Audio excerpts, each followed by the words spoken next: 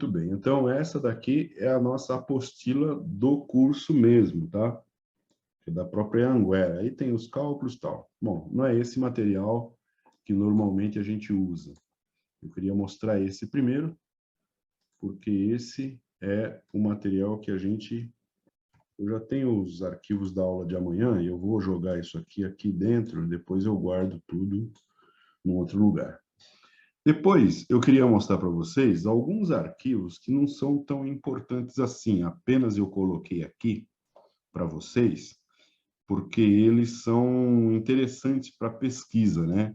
Como, por exemplo, essa apostila de estrutura metálica da FEI. Essa apostila de estrutura metálica da FEI, ela é uma apostila antiga, dá para ver aqui até pelo jeito da confecção aqui, ó, as letras. Isso aqui foi digitado com máquina de escrever. Então, é da Engenharia, Escola Federal de Engenharia de Itajubá, EFEI. É uma apostila bem interessante, preto e branco. Tem uma série de tabelas aqui, ó, se você precisar de tabela, ó, tabela de cantoneira, tabela de viga em C, viga em U. Tem uma pancada de coisa aqui. Tem bastante coisa. Muito bem. Então, isso aqui era só para mostrar também, isso aqui, tá? Que não é uma coisa que a gente vá... Essa apostila aqui, eu escrevi Tov aqui. Tov no hebraico significa bom. Então, eu queria mostrar para vocês também, porque essa apostila aqui é uma apostila de desenho de estrutura metálica. Como é que você desenha a estrutura metálica? Então, essa apostila é uma apostila pequena, tem 20 e poucas páginas.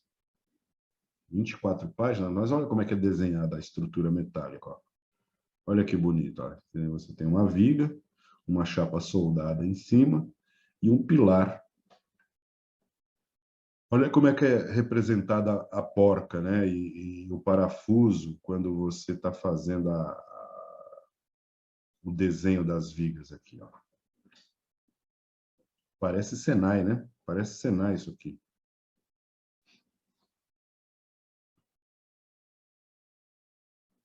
Olha que bonito.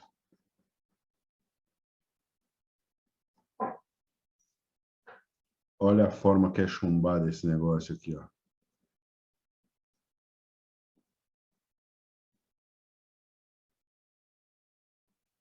Forma como é colocado o parafuso aqui, ó.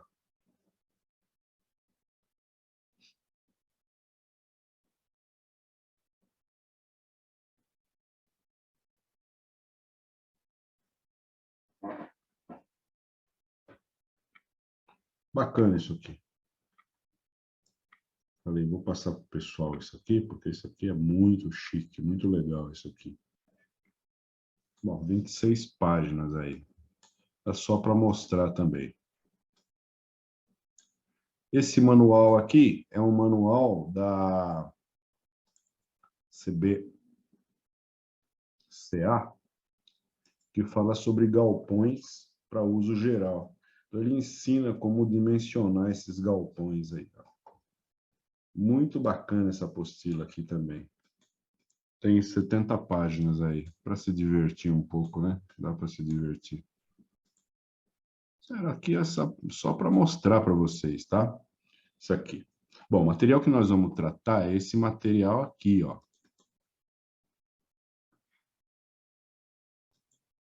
Então, esse material aqui, ele é o material da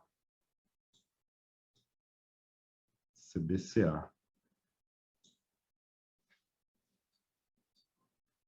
Esse material de estrutura metálica, ele está baseado nessa norma aqui, 8.800 de 2008, e ela começa falando do processo siderúrgico. Então, ele fala aqui assim, ó, o processo siderúrgico é o processo de obtenção do aço, desde a chegada do minério de ferro até o produto final a ser utilizado no mercado em diferentes setores. Então, você tem que o aço é uma liga metálica composta principalmente de ferro e carbono. E os aços de baixo carbono, eles têm menos que 0,3%. Então, preste bem atenção nisso, porque muita gente pensa que é 3%. Não tem aço com 3%. Se tiver 3% de carbono, é ferro fundido. Entendeu? Então, não tem aço com 3%, é 0,3%. Então, ele está dizendo que o carbono ali, ó, é menor ou igual a 0,3%. Não é 3%. O aço é produzido basicamente a partir do minério de ferro, carvão e cal. A fabricação do aço pode ser dividida em 4 etapas: preparação da carga, redução, refino e laminação. Aqui, nesse link, ele abre o link para a gente assistir um vídeo. Muito bem, vamos para frente um pouquinho, só para ele falar mais do processo, eu já vou abrir esse link aí. Então, ele fala assim, a preparação da carga, que é a primeira etapa, na preparação da carga, o carvão é processado na coqueria e se transforma em coque. Grande parte do minério de ferro é aglomerada usando-se cal e finos de coque. O produto resultante é chamado de sinter. Depois ele passa pelo processo de redução. Essa matéria-prima, agora preparada, são carregadas no alto forno, oxigênio aquecido a uma temperatura de 1000 graus é soprado pela parte de baixo do alto forno. O carvão é em contato com o oxigênio, produz calor que funde a carga metálica e dá início ao processo de redução do minério de ferro em um metal líquido chamado ferro gusa. O gusa é uma liga de ferro e carbono, com um teor de carbono muito elevado. Então, o teor de carbono do gusa é bem elevado. Bom, depois vem a fase 3, que é o refino. Então, nas aciarias, o oxigênio, ou nas aciarias elétricas, são utilizadas para transformar o gusa líquido ou sólido em uma sucata de ferro e aço em aço líquido. Nessa etapa, parte do carbono contido no gusa é removido juntamente com as impurezas. A maior parte do aço líquido é solidificada em equipamentos de lingotamento contínuo para produzir semi-acabados, lingotes e blocos. Depois vem a etapa de laminação. Então, laminação é uma das etapas siderúrgicas, né? Os semi-acabados, lingotes e blocos são processados por equipamentos chamados laminadores e transformados em uma grande variedade de produtos siderúrgicos, cuja nomenclatura depende da sua forma ou composição química.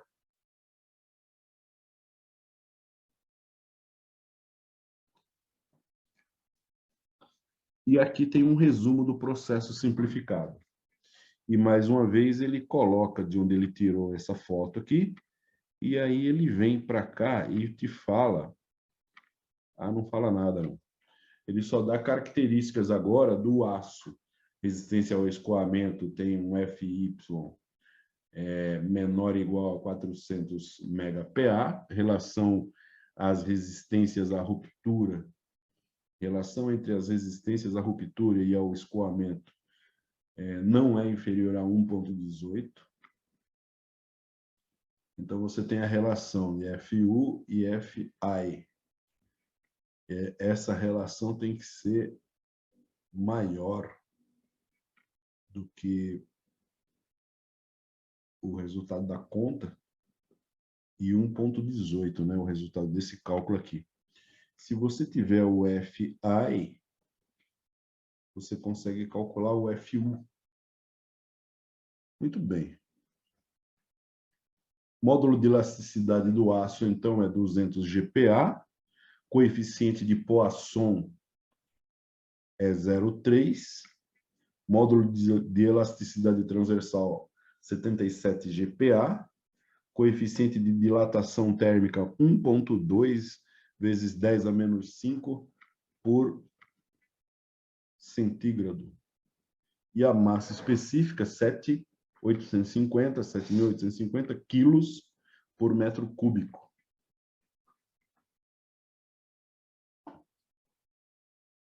Então, 7,8 toneladas aqui, né?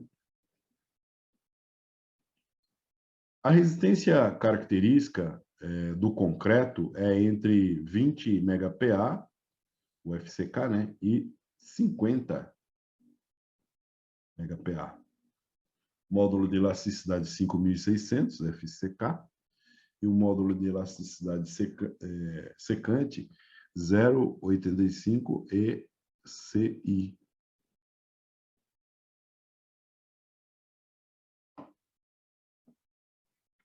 Muito bem, é lógico, turma, que eu não vou ficar lendo tudo isso aqui, né?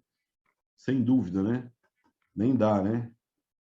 Então, aqui vai te mostrar as características do aço estrutural, aço de alta resistência mecânica e baixa liga, liga de 0,23 aqui, ó, 0,2 de carbono e 1,35 de manganês máximo aqui, ó. Mn é manganês.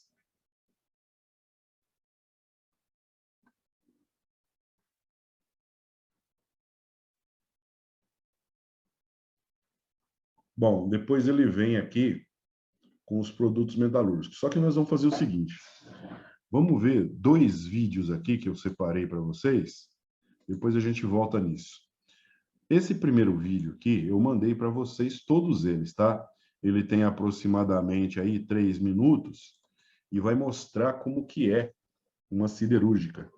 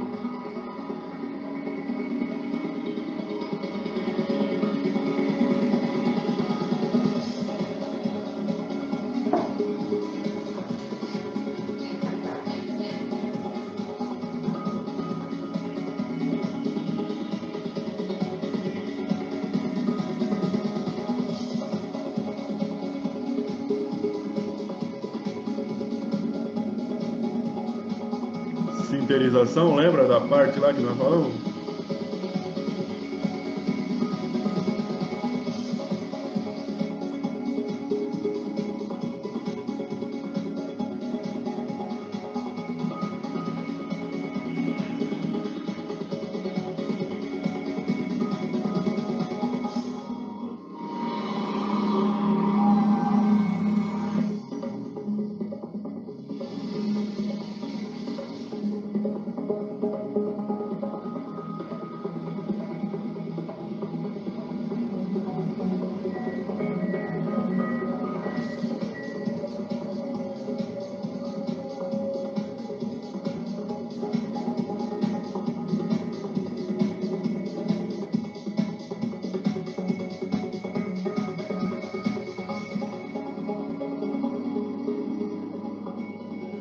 $5 milhões de toneladas por ano.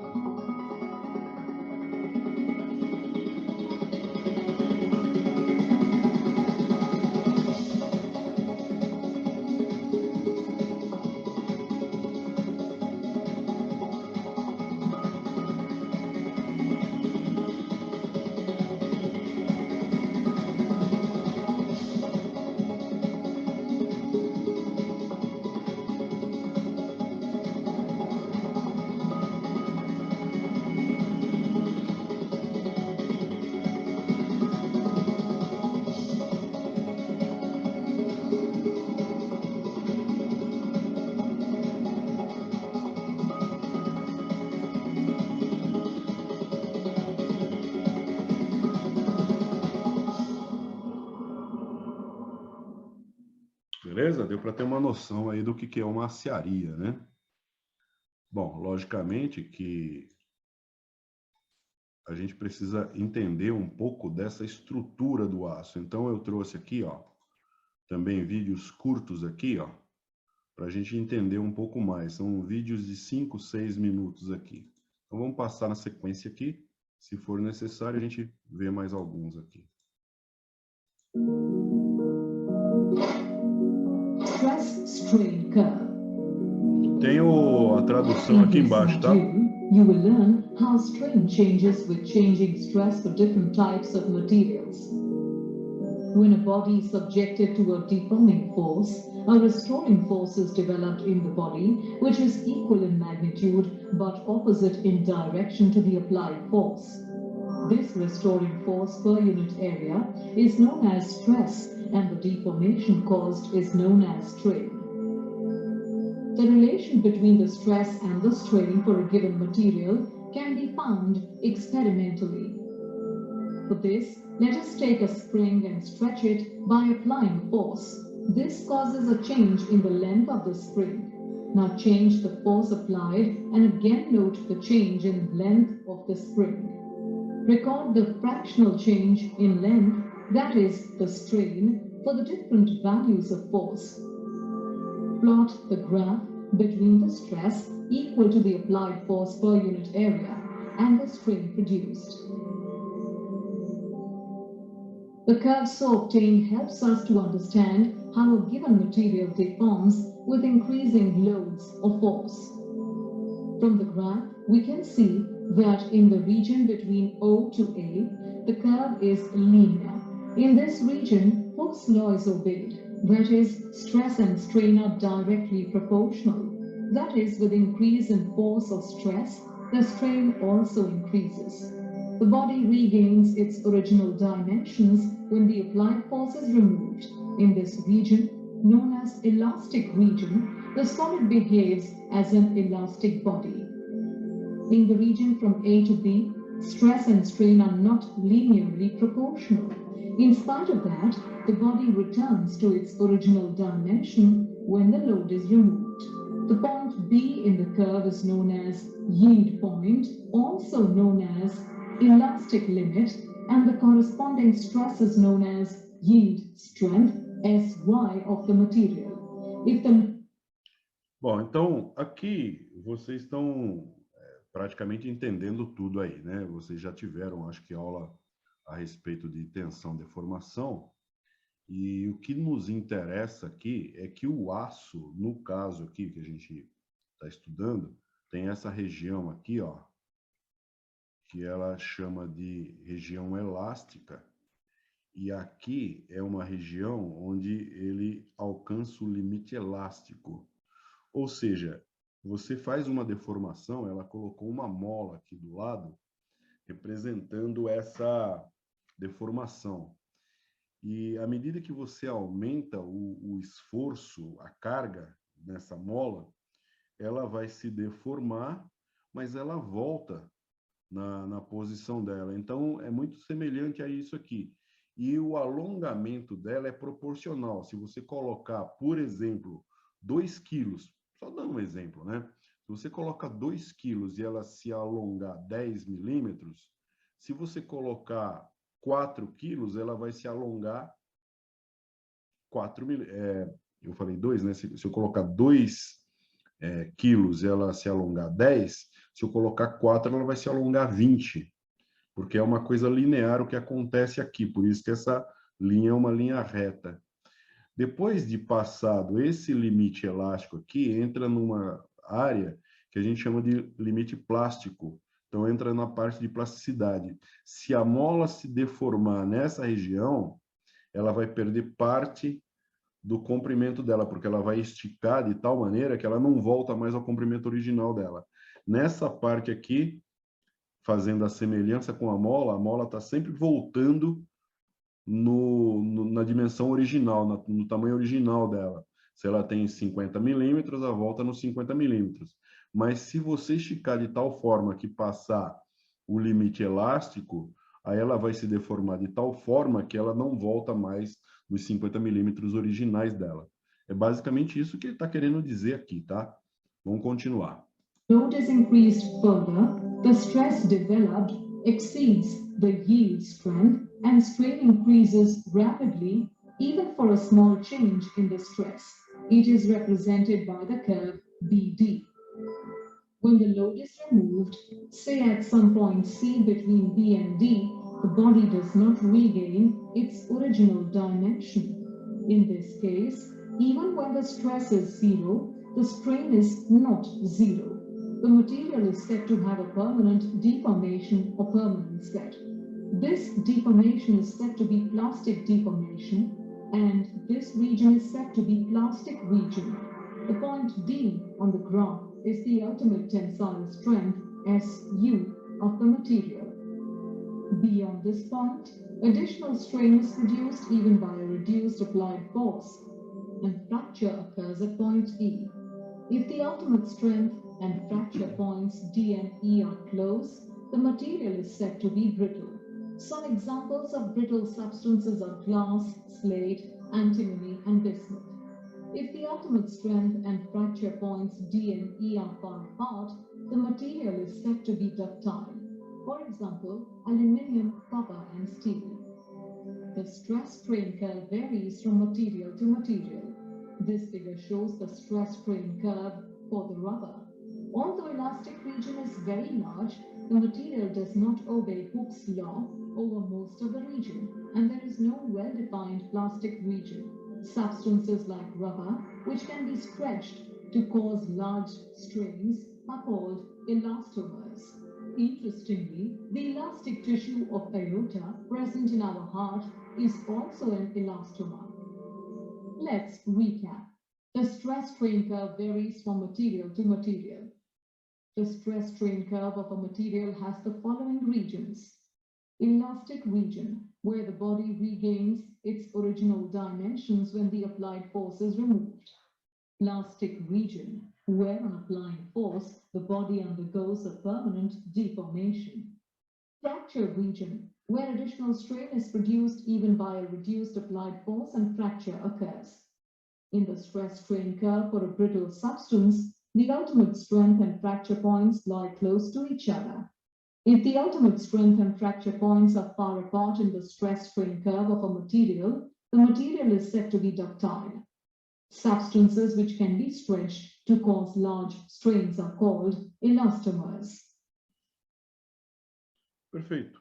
Então, aqui, fazendo um resumo, ela reconheceu 3 áreas, né? A área que é a área plástica, a área elástica e a área da fratura.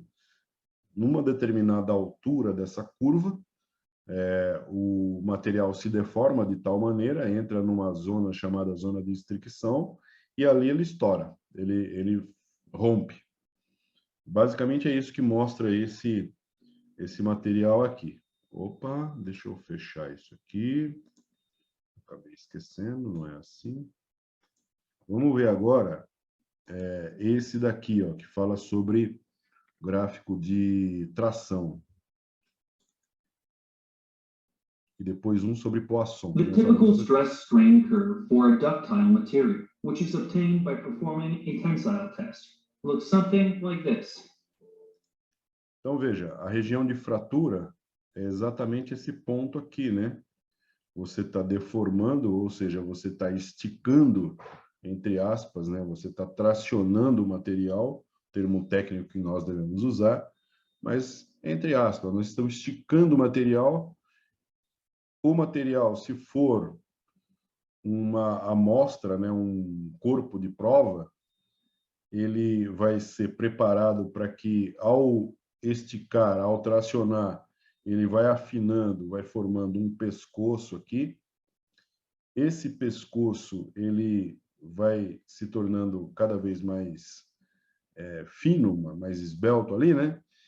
E ele, na sequência, rompe. Lógico que a curva real ela é um pouco diferente dessa curva de engenharia aqui. Então, quando eles desenham a curva, eles desenham a curva de engenharia. A curva real ela não vai fazer isso. O esforço é meio crescente, então ela parte daqui e vai subindo até estourar. It doesn't represent the actual stress or strain in the test piece during the tensile test. In this video, we're going to talk about true stress and true strain. In the typical stress-strain curve, stress is defined as the applied force divided by the initial cross-sectional area of the test specimen, and strain is defined as the change in specimen length divided by the initial length. These stress and strain values are actually just approximations of the true stress and Bom, aí ele te deu as duas fórmulas, a fórmula da tensão e a fórmula da deformação, né? Onde você tem um ΔL em função de um comprimento inicial. Então, ele deforma uma quantidade L em função do comprimento inicial. E quem comanda isso aqui, naquele primeiro vídeo que nós vimos, é uma coisa chamada lei de Hooke, que você já deve saber também. Strain in the specimen. We call them engineering stress and engineering strain, and denote them using the subscript E. This curve is known as the engineering stress-strain curve. To determine the true stress and strain values, we would need to consider the fact that the dimensions of the specimen change throughout the duration of the test. If we were to measure the true stress and strain, our stress-strain curve would look something like this. You can differentiate a true curve from an engineering curve. Essa é a curva real, essa cor de rosinha aqui, ó. Essa azul Campinas aqui, ó. Is always increasing. Remember that necking is the rapid reduction in the cross-sectional area of the test piece, which begins when the engineering curve reaches its maximum value, which is the ultimate tensile strength of the material. So, if they do not accurately reflect the true stress and strain in the test specimen, why do engineers commonly use engineering curves instead of true curves? Well, there are two main reasons. Firstly, it's quite difficult to measure the instantaneous cross-sectional area during a tensile test. And so, most of the time, we just don't have the true stress-strain curves.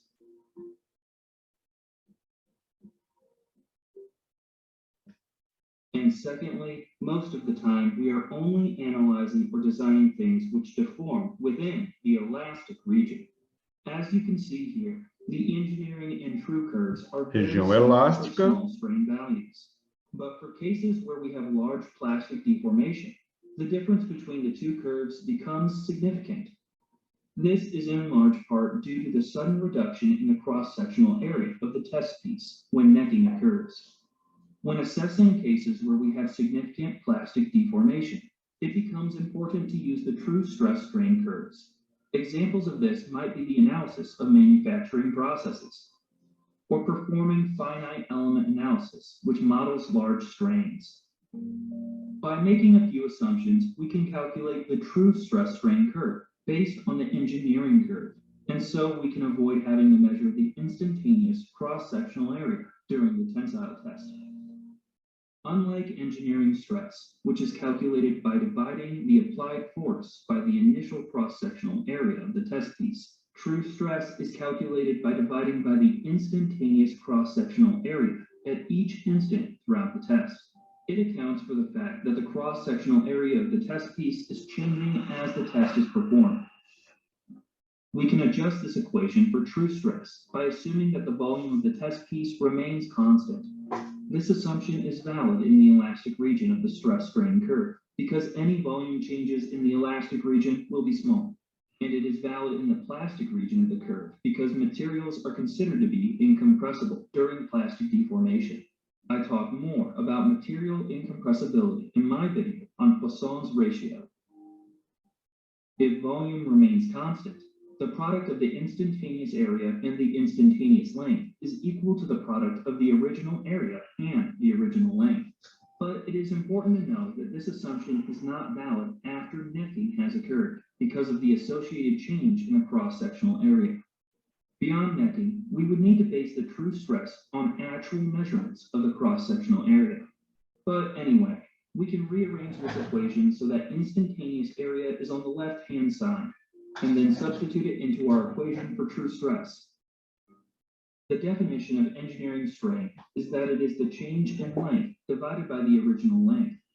We can rearrange this equation to the form L divided by L0 minus 1, and we can use this to obtain Aí vai puxar aqui, né, ó. stress, which is a function of the Esse engineering aqui, ó. stress and engineering strain, both of which can easily be obtained from a tensile test.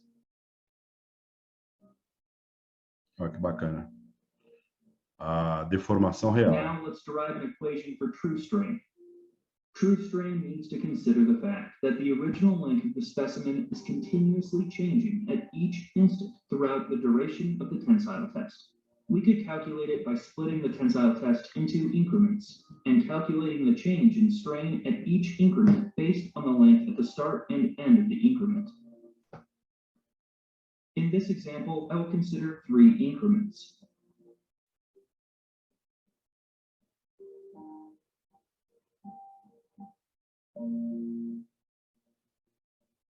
The increments can then be summed up to calculate the true strain at the end of increment 3, for example. Instead of doing this manually with large increment sizes, this approach can be defined mathematically using integration, like this. By remembering that the integral of 1 over x is ln of x plus c, we end up with this equation, which can be rearranged to be a function of the engineering strain.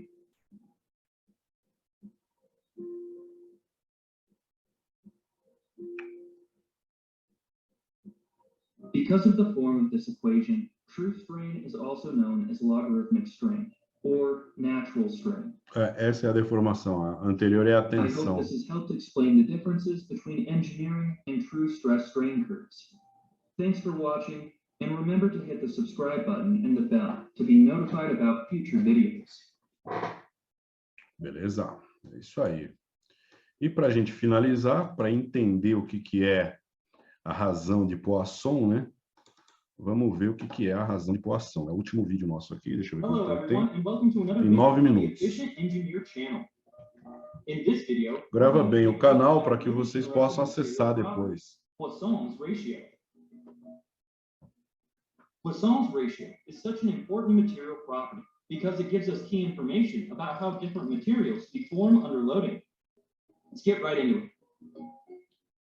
We can start with a quick example, the rubber band. If you take a rubber band and stretch it along its length will obviously increase, but it is also quite intuitive that at the same time, the band will get thinner. Poisson's ratio can tell us how much thinner the band is going to get. What about for a generic lump of material? Bom, aqui, só fazendo um adendo, né? Vocês perceberam aí, né? E se não perceberam, assistir o filme de novo. Então, eu só estou chovendo no molhado. Porque é o seguinte, a razão de Poisson, ele faz uma comparação quando você está esticando o elástico. Então, o elástico tem uma espessura. Quando eu começo a esticar, ele afina uma espessura. Ele afina até um máximo ali. Essa é o quanto ele pode afinar, o quanto ele afina. Essa a razão de Poisson, ok? Quanto que ele pode chegar ali naquele valor. Então, digamos que o seu elástico ele tem 1 centímetro, 10 milímetros. Estiquei, ele foi até 8. Então, é essa a razão que você tem entre 10 e 8, ou seja, 2 milímetros que você vai usar na razão ali de Poisson. É lógico que eu estou falando de uma maneira um pouco geral, né, e um pouco grosseira. Aqui ele vai mostrar de uma maneira mais fina ainda, um pouco para frente no vídeo. Take this little orange cuboid. If we apply a compressive force to it, it will expand in the directions which are perpendicular to the direction. Isso serve para se ele expandir também.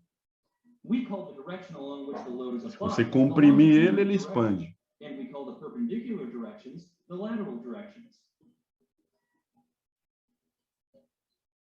If we reverse the direction of the force to apply a tensile load, the cuboid will obviously extend in the longitudinal direction, and it will contract in the lateral directions.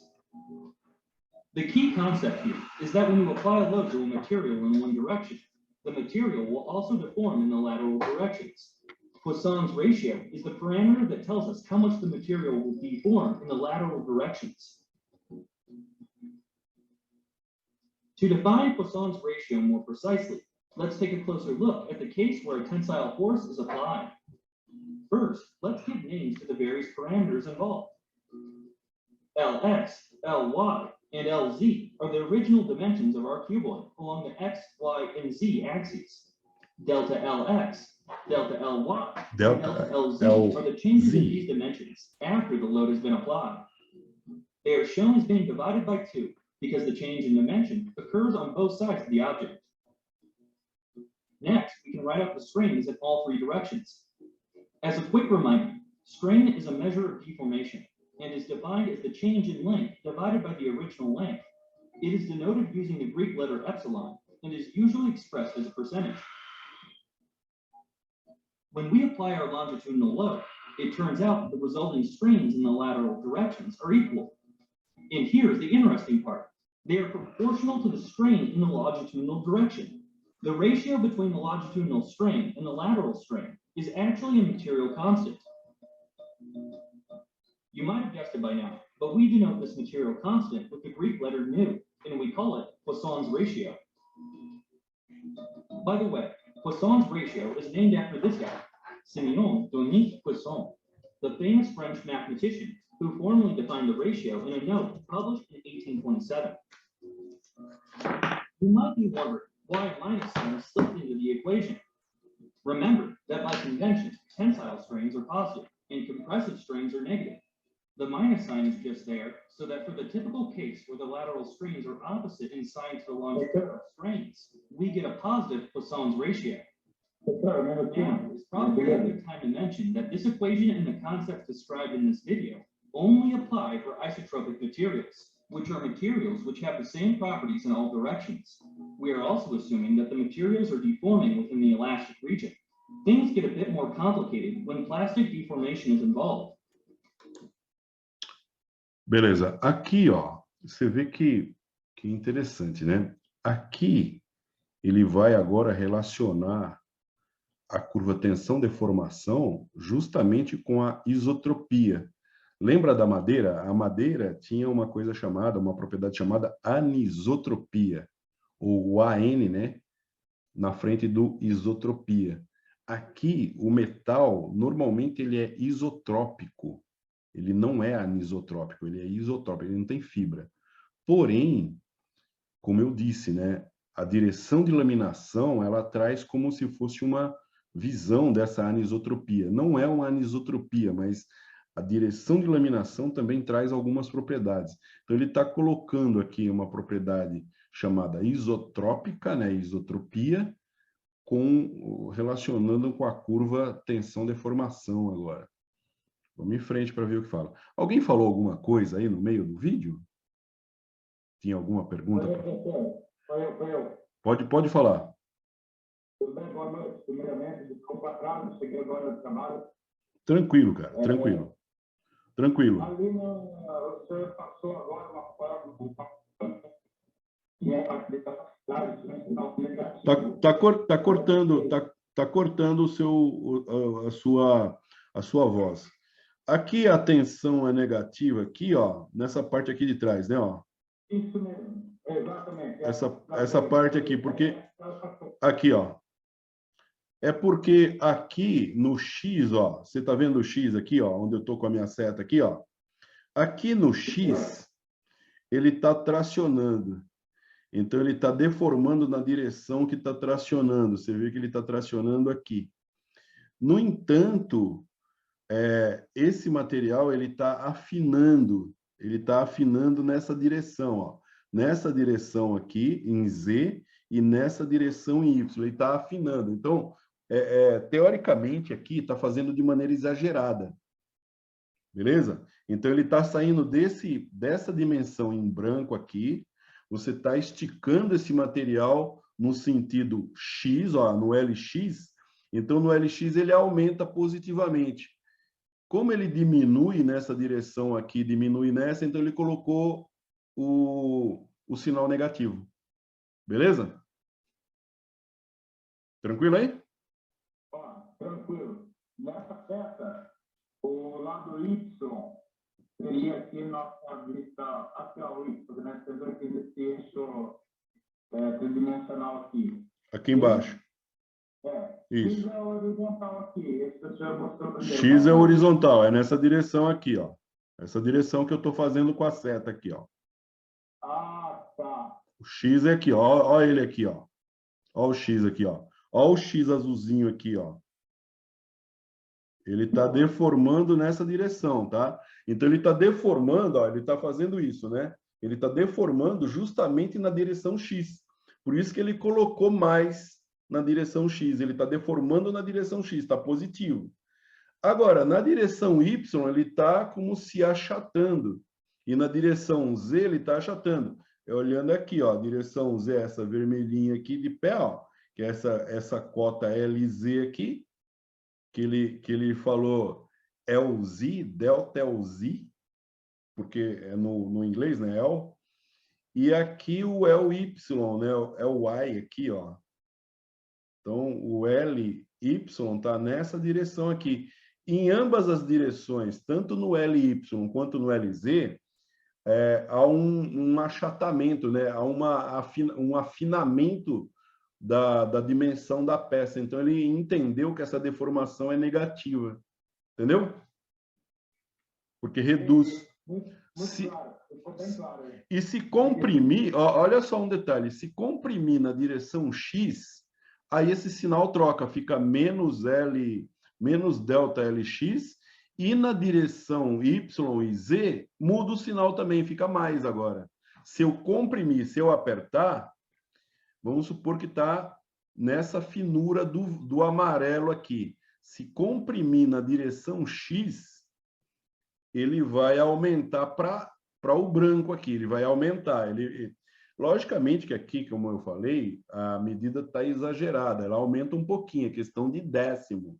Não é questão, aqui está 1 quilômetro, né, meu? Aqui está 1 quilômetro, aqui, ó, aqui passa uma boiada aí, né, meu?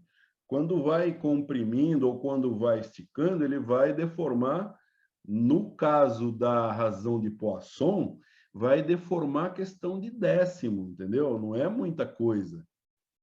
Então, o que acontece é isso. Se for compressão, esses sinais aqui inverte todos. Esse aqui que é mais passa a ser menos, e esses aqui que são menos passam a ser mais, se for compressão. Beleza? Perfeito, professor. Obrigado. Ficou muito claro aí. Beleza, falou. Vamos para frente aqui, vamos ver onde é que eu estava. Estava aqui para trás. Eu estava aqui, ó. Vamos lá. Vamos aqui para trás, ó. Para pegar tudo. Vamos de novo aqui, vai. Direction.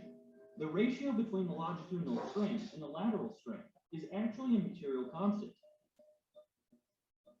You might have guessed it by now, but we denote this material constant with the Greek letter nu, and we call it Poisson's ratio. By the way, Poisson's ratio is named after this guy, Simeon Dominique Poisson, the famous French mathematician who formally defined the ratio in a note published in 1827. You might be wondering why a minus sign slipped into the equation. Remember that by convention, tensile strains are positive and compressive strains are negative. The minus sign is just there so that for the typical case where the lateral strains are opposite in sign to the longitudinal strains, we get a positive Poisson's ratio. Now, então, aqui, ó, ele mostra, fazendo uma simulação, que você está fazendo a tração justamente em X, e o longitudinal ele está deformando 10%, enquanto que a deformação lateral está em menos 3%, ou seja, ele está diminuindo de tamanho ali, né? Está reduzindo o tamanho, menos 3%. Então, lateral, tanto é lateral Z quanto lateral Y, que ele está enxergando ali. É proporcional, 3%, enquanto que na longitudinal, onde está sendo tracionado, ele está aumentando 10%.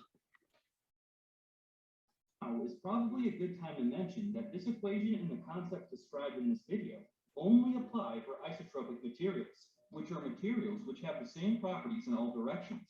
We are also assuming that the materials are deforming within the elastic region. Things get a bit more complicated when plastic deformation is involved. Anyway, to summarize, Poisson's ratio is a dimensionless material property, which tells us how much a given material will contract in the lateral directions when we pull on it in a longitudinal direction. Now that we know what Poisson's ratio is, we can look at some typical values for different materials. Without getting too deep into the math behind it, it's useful to know that the theoretical range of possible values for Poisson's ratio goes from -1 to 0.5. In practice, most real materials have a Poisson's ratio of somewhere between 0 and 0.5. Most metals have a Poisson's ratio of around 0.3. Here are some typical values for a few selected materials.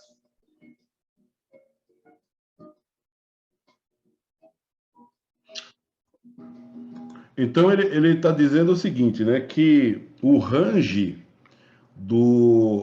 da razão de Poisson, ele vai de -1 até meio. Ele não passa muito disso. E ele está colocando alguns materiais que ficam nessa área aqui. Por exemplo, ó, de 0 a meio, você encontra alguns materiais. O concreto, por exemplo, ele tem uma razão de Poisson de 0,2. 0,2. O alumínio de 0,35. Deixa eu só ver uma coisa aqui. O steel, o aço, né, que é o steel, é 0,3. A borracha, 0,5. Aqui acho que Cooper é cobre, né? É 0,3. Então você vê que a maior parte dos materiais usados em alvenaria, mesmo alvenaria de aço, que é o que nós vamos entrar agora, a estrutura de aço, a razão de Poisson é 0,3, é 0,3, 0,3, sendo que o alumínio, que é bastante usado também, é 0,35. Ok? Muito bem. Vamos para frente e depois eu faço mais alguns apontamentos aqui. Now let's look at how different values of Poisson's ratio affect how a material deforms under loading. We'll keep things simple and consider a two-dimensional case. Most materials have Poisson's ratios between 0 and 0.5. When a tensile force is applied, these materials contract in lateral directions, as we have already seen with our orange cuboid. Materials with a Poisson's ratio of 0 are interesting. When a longitudinal tensile force is applied, there is no deformation in the lateral directions. One material that lembra isso, a cortiça, eu não lembrava desse nome. Cortiça, cork é cortiça. Deformação 0. A great example is the cork in a bottle of wine. Because it doesn't expand laterally when compressed, as you can see here, it can easily be inserted. Deformação 0, tá vendo? Não tem razão de Poisson na cortiça. Would be much more difficult to insert, as it would expand in the lateral directions when compressed.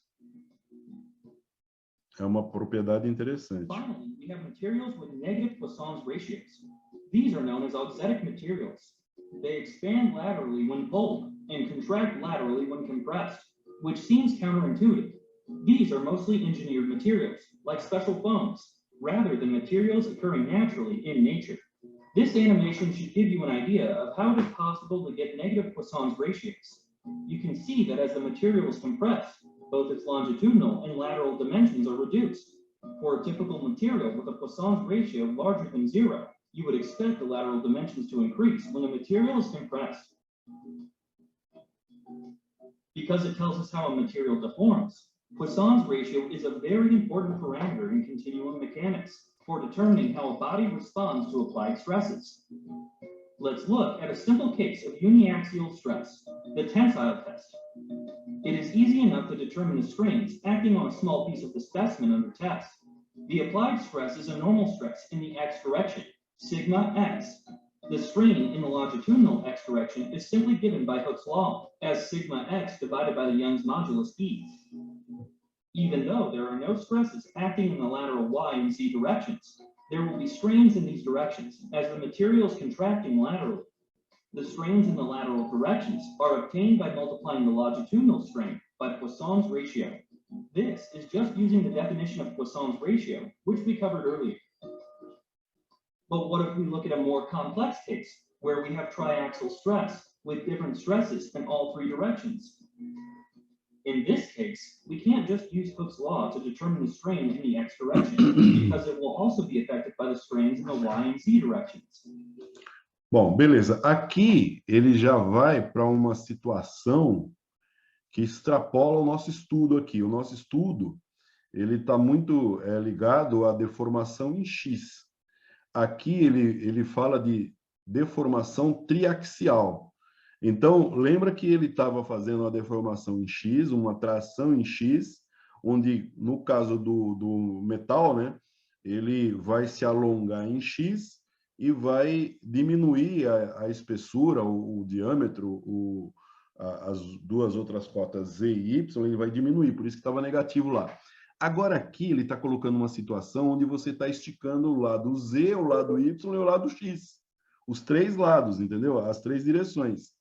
Então ele fala assim que não dá para usar mais a lei de Hooke. Aqui já é diferente. Já passa a ser uma situação diferente. Uma situação bem avançada, né?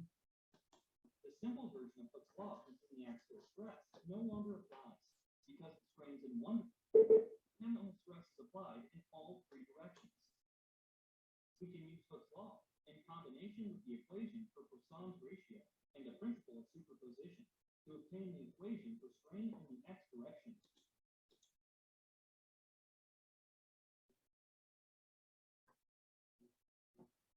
Rearrange this equation into a more practical form, like so, and then apply the same process to obtain equations for strains in the y and z directions.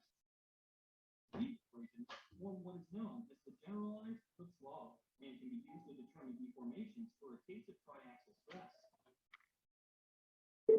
One last case I would like to mention, which is the period. Eu acho que a minha caixa está terminando a carga dela. Tudo bem, mas é só esse vídeo mesmo. Volumetric strain is a measure of the change in volume of an object under load. Turma, vou ficar devendo o resto do vídeo, mas vocês assistem depois. Acabou a carga da caixa acústica aqui. Beleza. A gente não vai conseguir ouvir o cidadão aqui, então a gente termina esse vídeo aqui e voltamos aqui para a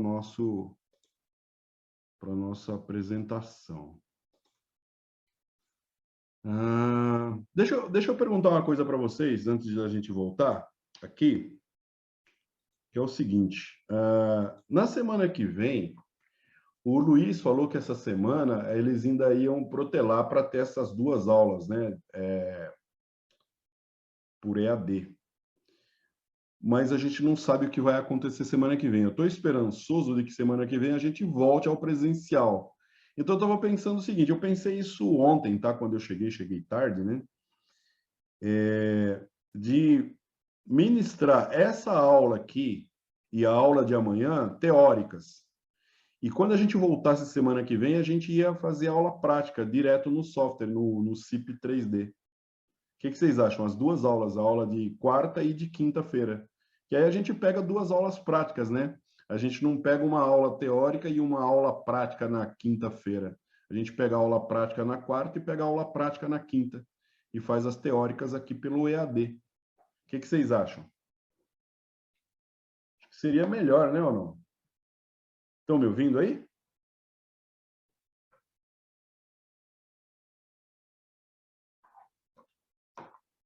Deixa eu ver o que aconteceu aqui, só um segundo.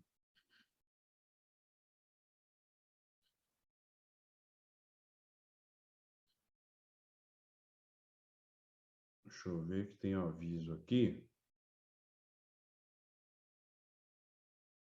Não, beleza, Fábio. Vamos lá. Bom, então voltando aqui, deixa eu ver mais uma coisinha. Tá. Então, ó, voltando aqui à nossa apresentação, é lógico que essa apresentação tem 150 slides, nós estamos no slide 17, nós vamos começar a correr nela, porque ela é apenas uma apresentação, tá, turma?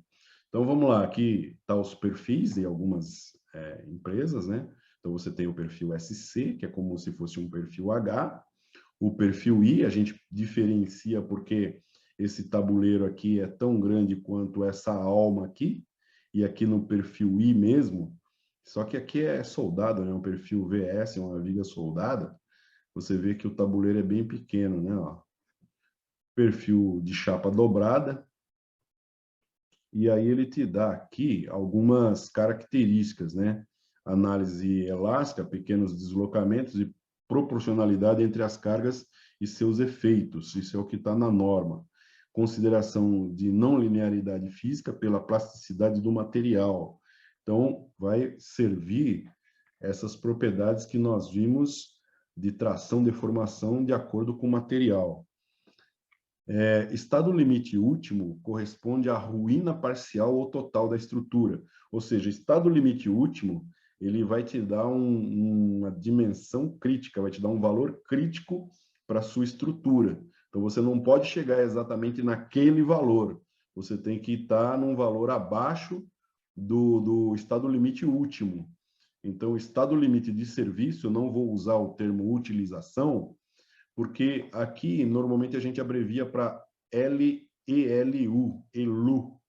E se eu colocar estado limite de utilização, vai ficar ELU também, aí confunde a nossa cabeça, que já é bastante confusa. Então, a gente vai usar estado limite de serviço, ELS mesmo. Bom, o que acontece aqui, ó?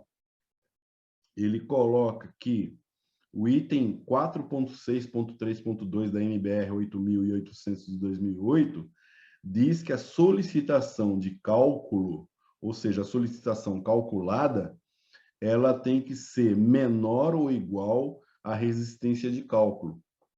Isso é uma coisa que está na norma.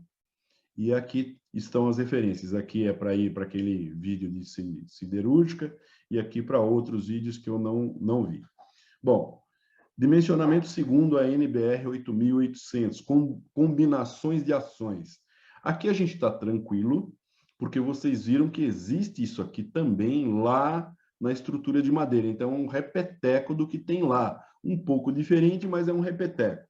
Então, você tem ações permanentes, e ele já dá o nome para os bois aqui, que é ação permanente, é peso próprio, empuxo permanente, que é a ação de vento descendente, né? E ações variáveis são sobrecargas, vento, temperatura, vibrações.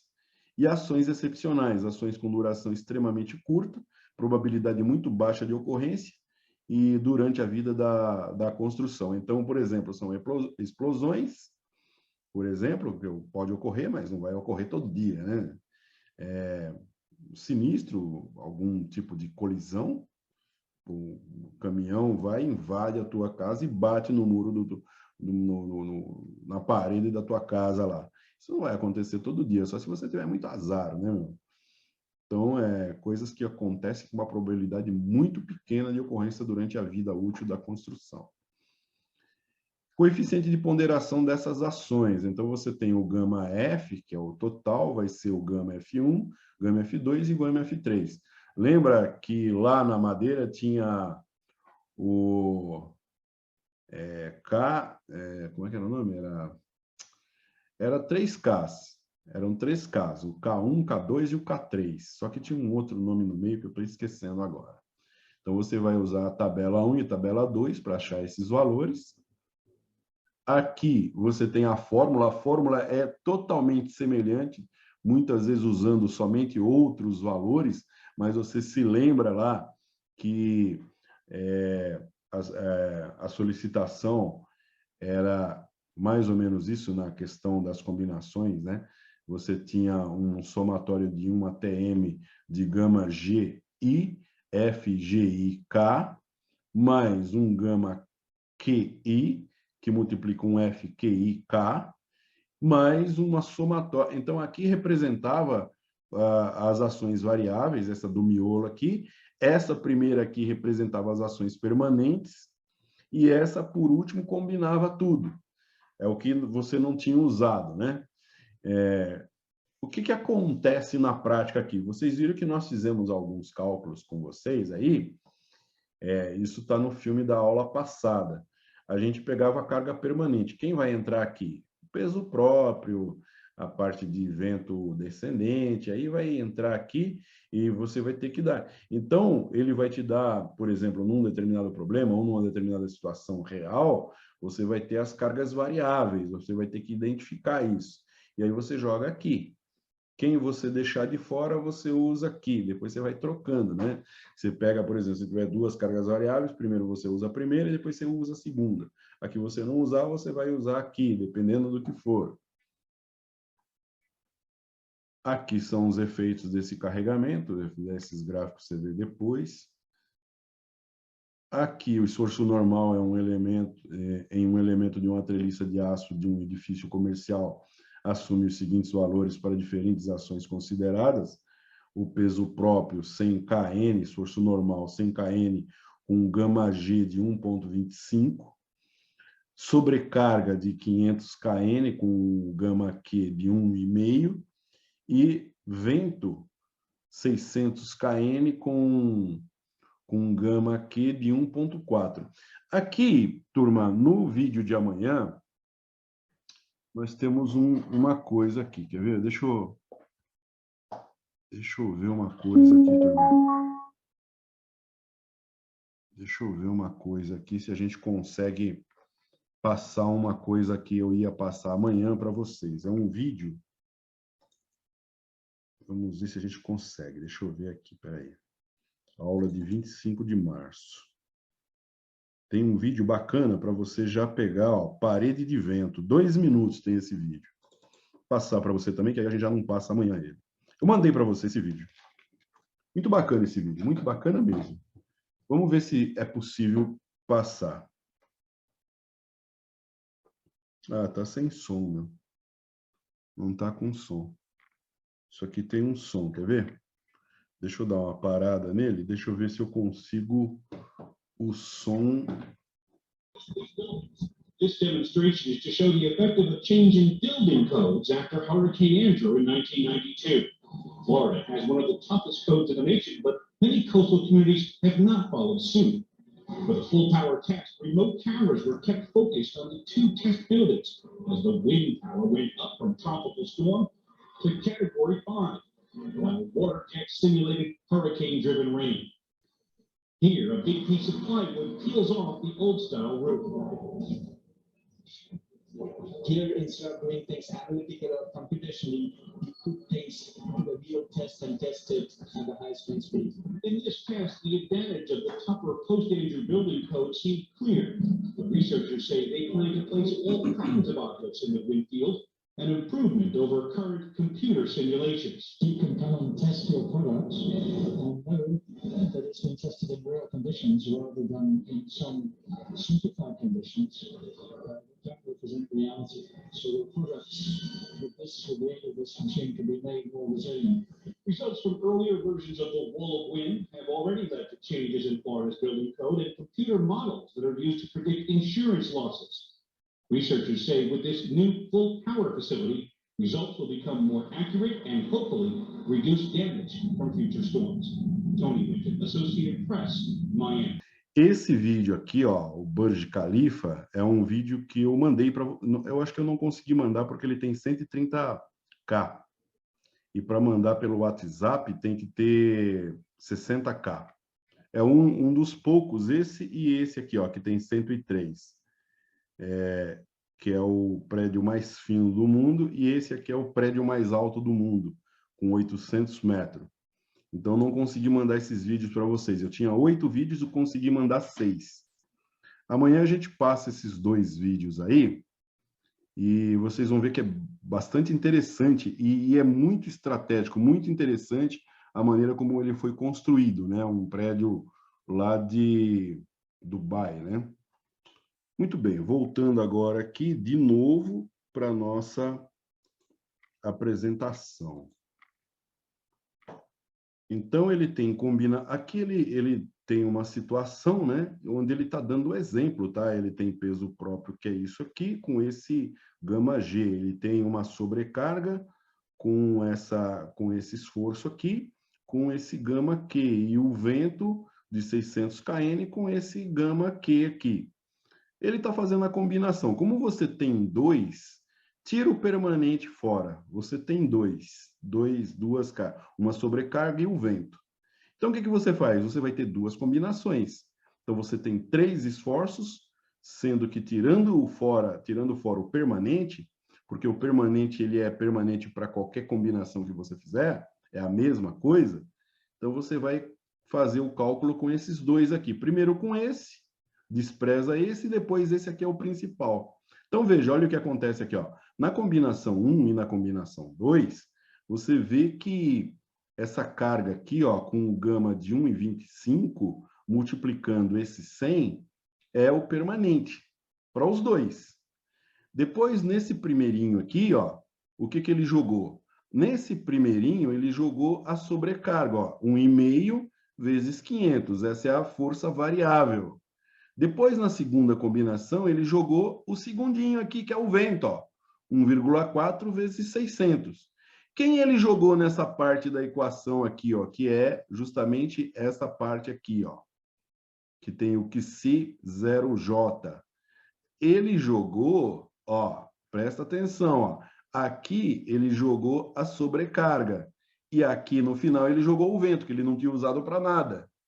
Aqui ele usou o vento e aqui ele jogou a sobrecarga, que ele não tinha usado para nada. Entendeu? Ele desprezou uma, o que ele desprezou ele jogou aqui. E aí o que ele fez? Ele vê o seguinte, tá? O que enxerga aqui é o seguinte, que você tem combinação 1 e combinação 2. Essa combinação gerou 1.379 kN e essa combinação aqui gerou 1.490 kN. Ok? Muito bem. Olha aqui outra situação. Não, acho que é a mesma, né? É a mesma.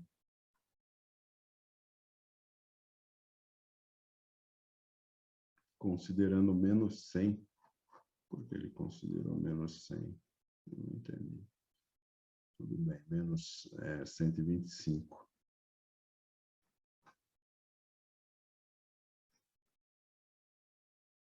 Muito bem. Olha só, aqui são as tabelas que ele usou de gama G, ó. Normal, especial, construção, excepcional. Isso aqui tudo você já conhece, porque nós já fizemos os cálculos usando madeira, né? Estrutura de madeira é a mesma coisa, ó. O vento, como que ele se comporta. Tem que tomar cuidado, ó. Aqui parece uma representação tão bobinha, mas tem que tomar cuidado quando você projeta edifício, porque isso aqui a gente chama de vórtice. Esses vórtices aqui, eles podem fazer com que o edifício eles entrem numa ressonância, né, com a vibração natural. E aí, se entrar em ressonância com a vibração natural, essa vibração, essa coisa, ela vai fazer com que o seu edifício caia, entendeu? Tem que tomar cuidado com o vento, muito cuidado mesmo. Aí tem as forças do vento, estática, né? Aí tá jogando aqui os valores, ó. Pegou as regiões do Brasil, aqui a gente já tinha trabalhado. Lembra quando a gente foi fazer a configuração do TQS? Que a gente trabalhou junto no TQS, ele dava um mapa do Brasil assim, desse jeitão aqui mesmo. E aqui na região de Campinas era 45 que nós adotamos, né? Ó. Então você tem também o efeito do vento, né? Ele vai enxergar a rugosidade do terreno. Então você tem 5 categorias de rugosidade do terreno. Categoria 1, categoria 2, 3, 4, 5 e 6. 1, 2, 3, 4 e 5, nada de 6, né? Tô ficando louco já. Depois você tem 3 classes de edificações dependendo das dimensões. Classe A, B e C. Então, você se lembra que o TQS te dava tudo isso aí, você já configurava logo no início. Configurava logo no início. Ação do vento nas estruturas. Então, você tem o barlavento, região de onde sopra o vento, em relação à edificação. Sobrepressão, pressão efetiva acima da pressão atmosférica de referência, sinal positivo. Sotavento, região oposta àquela que o vento sopra em relação à edificação. E sucção, pressão efetiva abaixo da pressão atmosférica de referência, sinal negativo. Então, você está aqui, ó, barlavento, a sobrepressão, ou seja, o vento está exercendo uma sobrecarga aqui, né? Sucção, quando ele está fazendo esse movimento contrário aqui, e o sotavento, que é aqui, ó. Valores positivos dos coeficientes de forma externa e interna correspondem à sobrepressão. Valores negativos correspondem à sucção. Valores positivos para F indica que essa força atua para o interior, e um valor negativo indica que a força atua para o exterior. Então, tá aqui, ó. Então, a gente tem que tomar muito cuidado com o vento, cara. Parece uma coisa tão simples, mas o vento não é algo simples. Aqui está uma foto mostrando, ó. Está uma foto mostrando a ação do vento nas estruturas. Você viu, né, a parede de vento do vídeo que nós passamos. Aqui os contraventamentos. Na última parte da nossa construção, a gente colocou umas barras de contraventamento ali, ó, contraventamento no plano de cobertura. Tá aqui, ó. Por porta a gente põe também. Região de São Paulo, exemplo de vento em um galpão. Região de São Paulo, o vento inicial é de 40 metros por segundo. Terreno plano, o S1 igual a 1. Terreno categoria 3, edificação classe C, o B093. Aqui é um exemplo que ele está dando já também, né? Um FR de 0,95, um P de 0,15. Aqui tem uma fórmula para o S2. E aí ele começa a resolver esse problema. Começa a resolver o problema. Depois vocês dão uma olhada, tá? Ó, depois vocês dão uma olhada aí. Esse aqui é o problema. Ação do vento em galpão. Vocês dão uma olhada com carinho nisso aqui, tá? Isso aqui é da CBCA. Acho que é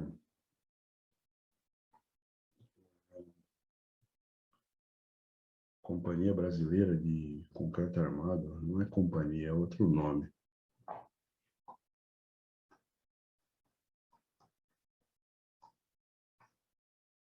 Bom, isso aqui são as situações, né? Hipótese 3, carga final de vento, caso 3, são diversos casos que ele está apresentando aqui. Quais são os métodos, então, previstos na NBR 8.800? Considerações da influência da geometria deformada da estrutura, análise não linear. Estrutura de pequena deslocabilidade e média deslocabilidade. Nas estruturas de pequena deslocabilidade e média deslocabilidade, os efeitos das imperfeições geométricas iniciais devem ser levados em conta diretamente na análise, por meio de consideração em cada andar de um deslocamento horizontal relativo entre os níveis inferior e superior, deslocamento interpavimento, de H dividido por 333, sendo H a altura do andar, distância entre os eixos das vigas. Admite-se também que esses efeitos sejam levados em conta por meio da aplicação em cada andar de uma força horizontal equivalente, denominada de força nocional, igual a 0,3% do valor das cargas gravitacionais de cálculo aplicado a todos os pilares e outros elementos resistentes às cargas verticais do andar considerado. E aí ele vai te dar uma série de coisas aqui, tá, turma? Vai te dar uma pancada de coisa aqui, tá? A ação do vento nas estruturas, aqui, ó, mais um exemplo. Olha só isso. Né? O que ele fala aqui? Música ao vivo toda sexta-feira, depois que consertar isso, né? Olha só o totem como ficou, ó. Arrancou fora. Olha isso. A gente pensa que o vento é algo simples, mas olha isso, ó. Foi destruindo tudo, ó.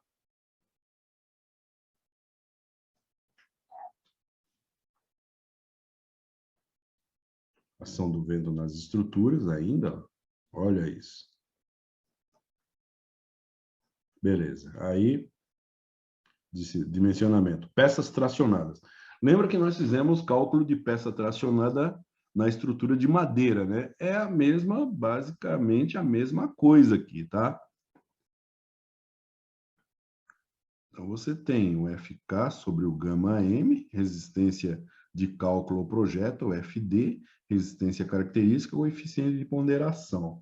E aí você tem essas situações aqui, combinação normal 1.1, o γ1 e o γ2 1.35, especial ou de construção 1.1, 1.35, e o excepcional é 1, que é um multiplicador, mas ele não vai servir para nada, né? 1, vai conservar as forças que você tiver. E ruptura aqui, no caso do gama A2, você tem 1.15. Então, você tem aí as peças tracionadas, são essas daqui, ó.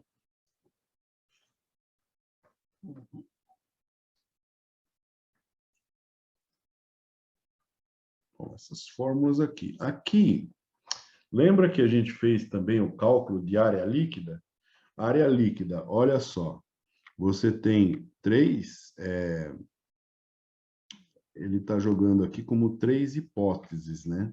Então, você tem essa parte aqui, ó, com esse alinhamento aqui. Então, se eu pegar por aqui, para calcular a área líquida, você vai ver que vai perder, porque eu tenho 2 furos aqui.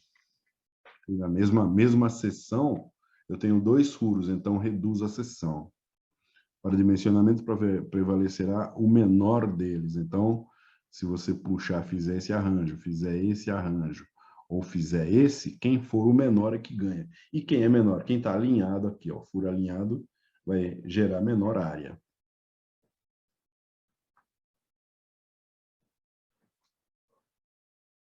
E aí ele começa a fazer um estudo dessas áreas em função do perfil, né?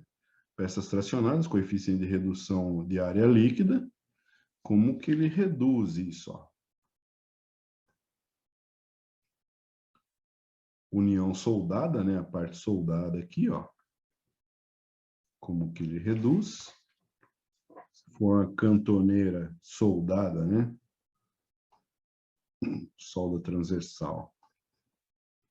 E aí, barra secundária, no caso, essas barras aqui, ó. Esforço nulo, quebra de comprimento de flambagem. Ah, isso aqui eu preciso tirar esse negócio aqui de cima.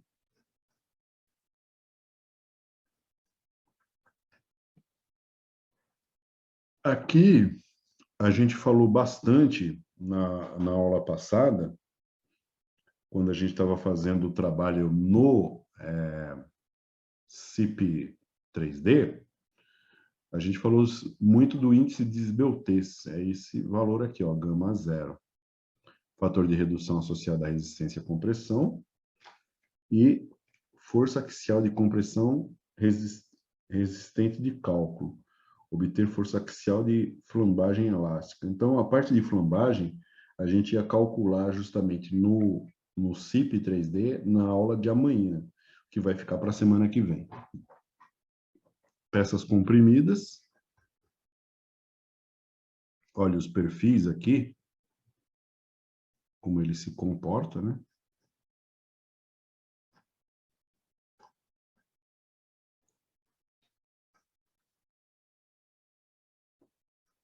Basicamente é isso. Olha, andamos pra caramba, 102 aqui, ó. Fator de redução associado à flambagem local.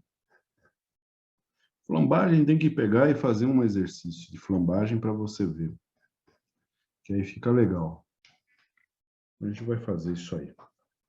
Então, quando a gente entrar na teoria amanhã, a gente vai, se não me engano, outro material que eu vou mandar para vocês ainda hoje, para vocês verem amanhã, vai ter alguns exemplos, e dentro do próprio material tem os cálculos de flambagem. Vamos fazer o cálculo de um pórtico também. E aqui voltou de novo ao diagrama tensão-deformação, né? Parte reta é a parte elástica, e depois o princípio plástico, que é nesse ponto aqui, ó, quando está já ultrapassando o limite elástico. E as fórmulas, né, turma? Aí vai te dando uma explicação de cada uma dessas coisas.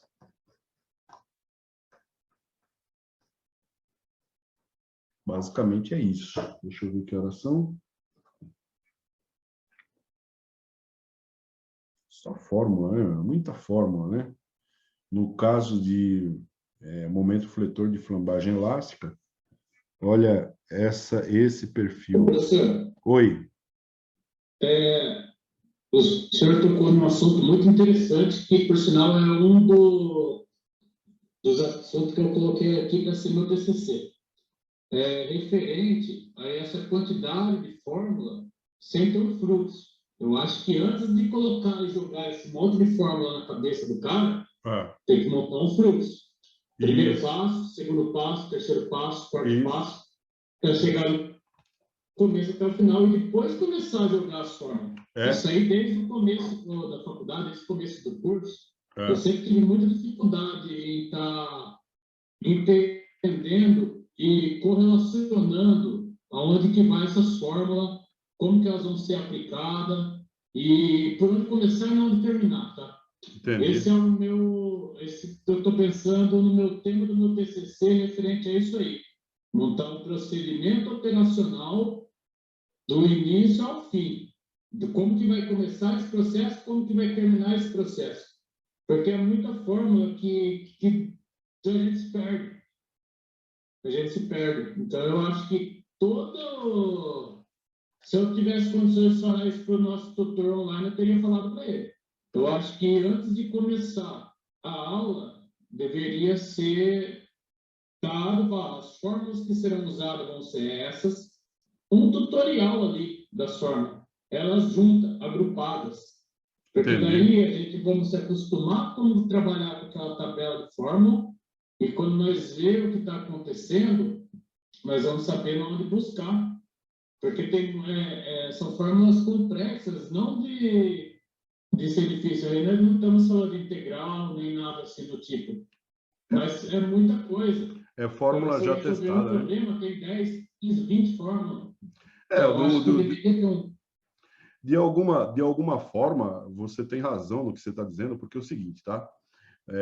Quando nós fizemos o cálculo da estrutura de madeira, nós colocamos as fórmulas lá. Não sei se você percebeu isso nos materiais. Nós colocamos as fórmulas que nós íamos usar naquela estrutura de madeira lá. Então, nós pegamos, por exemplo, fomos fazer um exemplo lá, as fórmulas que eu estou usando são essas daqui, para esse estilo aqui. O que acontece é o seguinte, tá? Quando você está projetando a sua estrutura, você percebe, existe um momento lá, você já está... Talvez isso seja um pouco assustador devido às dimensões da civil, né? Que são coisas assim grandes, bem grandes, né? Para quem vai iniciar, talvez, tal. Mas você já percebe, né? Por exemplo, você está projetando uma estrutura, então você sabe que as vigas têm um comportamento e necessitam de alguns tipos de fórmula. Então tem fórmula que é usada para viga. E aí você tem as fórmulas usadas nos pilares. Os pilares e as vigas, por sua vez, vão formar o que a gente chama de pórtico, você já sabe disso. Então você tem as fórmulas associadas aos pórticos, que na verdade é um cálculo de viga com pilar, né? Na verdade, é um cálculo de viga associado com pilar. Agora, torna um pouco difícil no caso da estrutura metálica, porque aí entra uma outra coisa. Lá tanto na estrutura de madeira quanto na estrutura metálica, você vai ter a tesoura, né? Que normalmente é formada por treliça. A treliça tem uma maneira especial de fazer o cálculo. Agora, como que a gente começa tudo isso aí? A gente começa tudo isso aí projetando a estrutura, e aí você joga a estrutura do telhado, a treliça, e você calcula tudo isso e faz as combinações, né? Você calcula tudo isso. Então, no final de tudo, você vai saber. Porque no final de tudo, se a gente for realmente fazer um trabalho mais sério, hoje, você usa algumas ferramentas computacionais para fazer isso, né? Então, quando você joga a estrutura inteira lá no CIP, ele já te dá os cálculos todos, já te dá tudo. Então, nós estamos jogando a nossa estrutura inteirinha lá, a estrutura de um galpão inteirinha lá, com todas as tesouras, com as terças, escolhendo os materiais, escolhendo tudo. E aí ele te diz assim, ó, se porventura, e foi onde nós paramos, né? Nós jogamos as terças lá, e foi onde nós paramos. Ele fala assim, ó, essa terça, ela está atingindo o nível máximo do índice de esbeltez. A esbeltez dela tá fora, não está dentro. Você tem que fazer ou você aumenta o perfil, você coloca os perfis um pouco mais grosso aí, alguma coisa um pouco maior, ou então você coloca corrente e faz o travamento dessas terças e dessas tesouras, dessas estruturas, para que para que ele possa resistir às solicitações que estão ocorrendo aqui. Então, e aí o que o engenheiro vai fazer? Você só vai verificar, né? Na maior parte das vezes você vai verificar, né? Você vai usar a fórmula, você vai procurar a fórmula que verifica, ou então você vai usar um software um pouco menor e fazer um diagrama de corpo livre e calcular aquele pórtico, por exemplo. É lógico que existe algumas coisas, né, que por isso que o engenheiro tem que verificar. Você não vai confiar totalmente no que o software está fazendo, né? Então, esse aí é o ponto que eu Esse é estou o falando. ponto. Esse é o ponto, né? Onde que eu quero chegar? Eu quero saber como que eu vou calcular. Tanto é que isso aí o senhor vai me ajudar muito, tá? O senhor que vai ser o orientador do nosso aí de TCC. TCC? Fico muito feliz de saber que é o senhor que tem um conhecimento muito amplo, tanto de materiais quanto de estruturas e softwares. Mas o meu TCC, particularmente, vai ser voltado para a parte de análise estrutural. Eu quero saber quais são os meus padrões que eu vou ter que seguir montando um fluxo, tá? Uhum. Um fluxo desde o início até o final. Aí eu vou pegar uma peça, porque isso aí eu vou usar ele como padrão, tipo assim, ó, vou pegar um pilar e vou calcular esse pilar desde o início até o final. Quais são os parâmetros, da onde que sai o parâmetro, para eu saber interpretar se o software me entregou um resultado correto. E isso é uma faculdade que deixou muito a desejar desde o começo, porque eu sempre venho falando isso, é muita forma. Eu falava para a Erwin, falava para a professora Pila, de cálculo, eu falava, ó, está faltando vocês montar um fluxo. Eu estou me perdendo, estou me perdendo. Chegou no final, mas eu sempre vim com isso na minha cabeça, porque eu trabalho na área da qualidade, eu tenho uma experiência na área de qualidade. Então, eu sei que se não tiver um procedimento de cálculo, o negócio não sai. Ou se tiver um procedimento de qualquer coisa, seja a fabricação de uma meia até de um foguete, tem sim um procedimento. Quem que está falando? É o Fábio que está falando? É o Fábio. Ô, Fábio, mas aí sabe o que acontece? Aí vai ser tranquilo. Eu já te digo logo, vai ser tranquilo, porque é o seguinte, se a gente pegar a estrutura de madeira, você vai usar a norma 6120 ou 6118. E norma, como você trabalha com qualidade, você domina, né? E lá vai estar o fluxo para você, e lá vai estar o fluxo para você trabalhar. E lá vai estar o fluxo para você trabalhar. Vai ter lá. Eu não sei por que não falaram isso, então. Tá o fluxo. Você pega um cara, por exemplo, eu fiz um curso de estruturas com um cara que é da internet aí, o nome dele é Renan.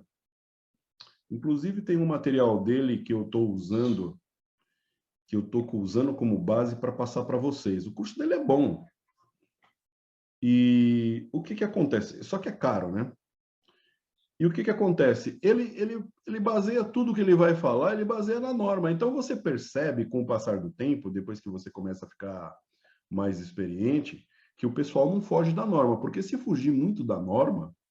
Então, você pega, por exemplo, a norma de projeto para estrutura metálica é 8.800. Nós estamos falando o tempo todo dela. Inclusive, esse material que eu estou usando, que está aqui, que eu estou passando para vocês, aqui no começo... Vamos voltar aqui para me mostrar para você. Quer ver? Para mostrar para todo mundo, né? Se você ver aqui, ó, esse material é o material baseado na norma 8.800 e 800 de 2008 e é do Coronel Marcelo Leão, que é do IME, ele é do Instituto Militar de Engenharia, engenheiro, professor engenheiro de lá, doutor, né? E do Major Muniz Aragão. Então, a última parte desse material, que é lá para o 140, 130, vai falar sobre esforços de segunda ordem, onde entram algumas fórmulas, que é só o Muniz Aragão que trata ele, né? Mas esse daqui, a gente pegou algo bastante prático. E se a gente pegar essa norma aqui, você vai ter o que você está querendo. Você vai se basear em um monte de livros para você fazer o seu fluxo, vai ser bem interessante, que você vai poder contribuir com muita gente fazendo um fluxo, um raciocínio, né? Como se fosse um algoritmo, né? Um sistema, né? Um sistema, um algoritmo da coisa, né? Funcionando. E aí você tem justamente a norma ela vai te dizer, né? Agora, se você estiver trabalhando com estrutura de madeira, é outra norma, não é essa aqui, né? Essa daqui é para estrutura metálica. Não, então, o que eu pensei foi na estrutura em geral. Como calcular uma estrutura em geral, como já direcionar a pessoa nos parâmetros ali de segurança. Porque eu fico pensando no projeto que eu vou assinar. Eu pego um programa computacional. Eu nunca fui muito bom de computador. Então, eu gosto de fazer as contas tudo primeiro no caderno. Eu nunca vou montar um programa sem antes colocar no papel, para eu entender de onde que veio, de onde que foi. E depois eu vou para o computador. Então, eu acho que faltou muito. Eu estou chegando agora no final do curso aqui. Eu não estou conseguindo colocar uma coesão entre todas as matérias. É muita matéria e eu não estou conseguindo alinhar uma com a outra. Foi quando eu pensei, falei, o que seria um TCC interessante para mim, visando o meu caso. Eu penso em lidar depois com uma pós em estruturas, análise estrutural, qualquer coisa assim do tipo. Aí eu pensei no meu TCC, já colocado e embasado em montar um procedimento operacional que seja de um sistema pórtico, que seja um sistema de treliça, mas colocar, porque são poucas páginas para você se explicar, e muita página para você ter conteúdo. Então, você não pode abordar muitos temas. Como que é o TCC da Anhanguera? O TCC da Anhanguera é um artigo, é uma monografia? O que é? É uma monografia. É uma monografia? 40 páginas, então. É uma monografia de 25 a 35 páginas no total, iniciando com o sumário, né? A capa, o nome, sumário. Sim. Depois nós vamos vir com o objetivo, toda aquela perfumaria do início e final, e no miolo o conteúdo que você vai colocar. E no miolo o conteúdo. O conteúdo em si, eu já pensei em muita coisa. Pensei em muita coisa que eu poderia fazer. Ir para a parte orçamentista, montar um projeto de CAD, ali explicando. Mas, o que realmente me sobrou dúvida, que eu acho que compensa eu investir meu tempo para estudar, como eu vou seguir na área estrutural, é montar um projeto, um fluxo estrutural para mim. Como que eu vou me embasar no meu dia a dia, como eu vou começar e como eu vou terminar. Eu sou uma pessoa que tem conhecimento aí dos programas computacionais, como funciona, como fazer, por que está fazendo. Mas a minha intenção é partir um pouco para o lado de como analisar se aquilo que o computador me deu está certo ou está errado. Eu não sei. E eu acho que, pelas quantidades de fórmulas que nós andamos estudando e tal, eu acho acho que um fluxo simples ali, ó, 1, 2, 3, 4, 5, 6, 7, 8, 9, 10, passo. Primeiro você vai para esse parâmetro, segundo para esse parâmetro, terceiro para esse parâmetro, explica um pouquinho sobre o parâmetro, entenda o que é aquele parâmetro, por que você está usando ele, eu acho que é o primeiro pontapé inicial para nós depois de formado. E esse encaixa tudo isso que o senhor está falando, baseado nas normas, baseado nos cálculos, baseado em muitas fórmulas. Então, eu acho que isso aí já deixa até para o senhor. Eu acho que é sempre isso aí, eu falei para todos os professores, então não vou perder a oportunidade de falar para o senhor. Eu acho que o interessantíssimo, para todo mundo que realmente está entrando ou está se mantendo, primeiro tem que ter um fluxo bem desenhadinho, assim, ó, 1, 2, 3, 4, 5, 6, 7, 8, 9, 10, que é tudo que nós vamos ver, mas isso muito bem definido, assim, ó, segue esse cronograma. Esse cronograma você vai chegar no final com resultado positivo. Às vezes nem positivo, pode ser neutro, mas nunca negativo, né? Você vai saber como sair do zero. E, então, acho que é isso. Desculpa ter interrompido, senhor, mas é porque eu fiquei um pouquinho perdido na forma. Na outra forma, eu fiquei um pouquinho perdido porque era em tudo em inglês, mas esse problema aí eu estou tentando resolver também. Estou estudando um pouco de inglês para ver se melhora um pouco aí, pelo menos na leitura. E é isso aí. Não, beleza, não tem problema de ter interrompido não, Fábio, é para vocês interromperem mesmo. Eu fico feliz porque a gente tem... O problema maior só é o seguinte, sinceramente falando, vocês podiam ter interrompido logo no início das aulas, né? Não estou falando no início dessa aula, estou falando assim, nós estamos na... Hoje é a 5ª aula, né? Se a gente tivesse conversado isso na primeira aula, as outras aulas eu já tinha te dado uma ordem, quase que, ó, faz isso primeiro, isso aqui, isso aqui, isso aqui, entendeu? Porque do meu lado, eu fico pensando, pô, eu acho que eu estou ensinando só coisa óbvia para os caras. Né? Porque o que eu estou ensinando, eles sabem, eles não perguntam nada. Às vezes vem pouca gente, tem 12 alunos e vem 4, entendeu? Eu falei, é um assunto que não interessa, porque tem 12 alunos, vem 4, e ninguém pergunta nada. Não, Você fica perdido. Tudo que o senhor está falando aí, estou fazendo as anotações aqui, ó.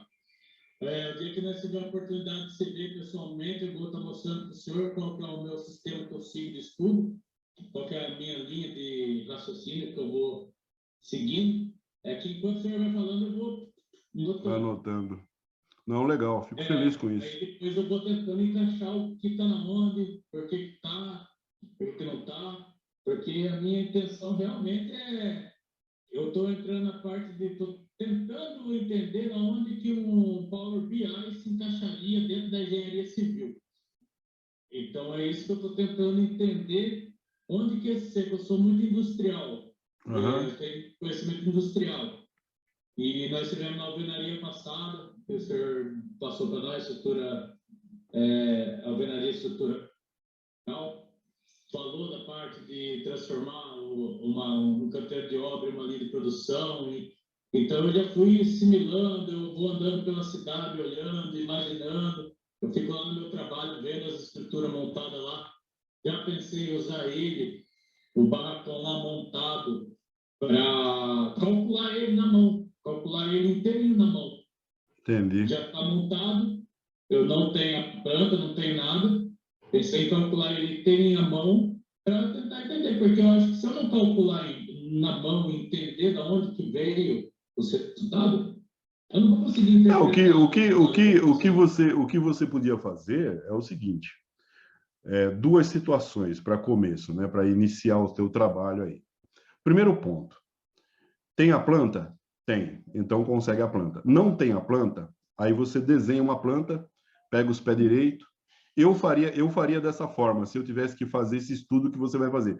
Eu estou me colocando no seu lugar, dizendo o que eu faria primeiro. Eu fazia o seguinte, eu desenharia tudo isso no CAD, jogaria no TQS, ou no CIP, ou no... Tem um programa aqui que chama Ediluz. Eu briguei para ter esse programa aqui, ó. Tá vendo ele aqui, ó?